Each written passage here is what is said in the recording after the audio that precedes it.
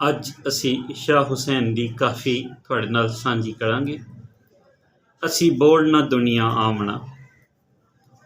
ਸ਼ਾਹ ਹੁਸੈਨ ਕਹਿੰਦਾ ਹੈ, ਅਸੀਂ ਬੋੜ ਨਾ ਦੁਨੀਆ ਆਮਣਾ। ਇਹਦਾ ਮਤਲਬ ਇਸ ਜੱਗ ਵਿੱਚ ਅਸੀਂ ਦੁਬਾਰਾ ਨਹੀਂ ਆਉਣਾ। ਇਸ ਜੱਗ ਵਿੱਚ ਇੱਕੋ ਵਾਰੀ ਆਉਣਾ ਅਤੇ ਇਸ ਜੱਗ ਵਿੱਚ ਦੁਬਾਰਾ ਨਹੀਂ ਆਉਣਾ।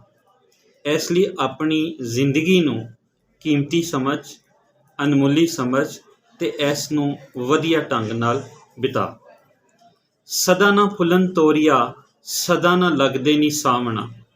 ਨਾ ਤਾਂ ਤੋਰੀਏ ਦੀ ਫਸਲ ਹਮੇਸ਼ਾ ਚੱਲਦੀ ਰਹਿਣੀ ਹੈ ਅਤੇ ਨਾ ਹੀ ਸਾਵਣ ਦੀ ਰੁੱਤ ਜਿਹੜੀ ਹੈ ਉਹ ਸਾਰੇ ਹਯਾਤੀ ਜਿਹੜੀ ਹੈ ਉਹ ਤੁਹਾਡੇ ਨਾਲ ਰਹਿਣੀ ਹੈ।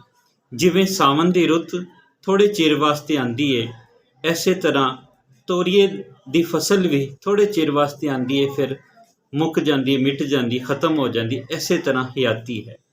ਇਸ ਪੂਰੀ ਕਾਫੀ ਦੇ ਵਿੱਚ ਹਯਾਤੀ ਦੇ ਆਰਜ਼ੀਪਨ ਨੂੰ ਮੌਜੂ ਬਣਾਇਆ ਗਿਆ। ਕੀਜੀਏ ਕੰਮ ਵਿਚਾਰ ਕੇ ਅੰਤ ਨਹੀਂ ਪਛਤਾਵਣਾ।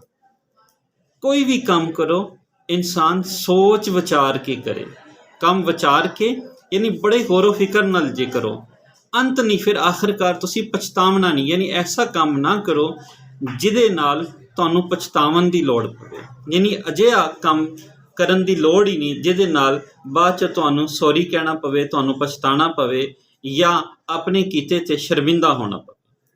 ਕਹੇ ਹੁਸੈਨ ਸੁਨਾਏ ਕੇ ਖਾਕ ਦੇ ਨਾਲ ਸਮਾਵਣਾ।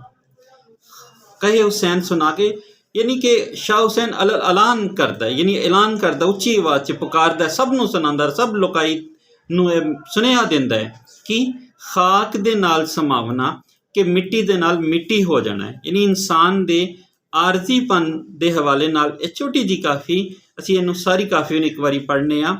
ਅਸੀਂ ਬੋੜ ਨਾ ਦੁਨੀਆ ਆਵਣਾ, ਸਦਾ ਨਾ ਫੁੱਲਣ ਤੋਰੀਆ, ਸਦਾ ਨਾ ਲੱਗਦੇ ਨਹੀਂ ਸਾਵਣਾ।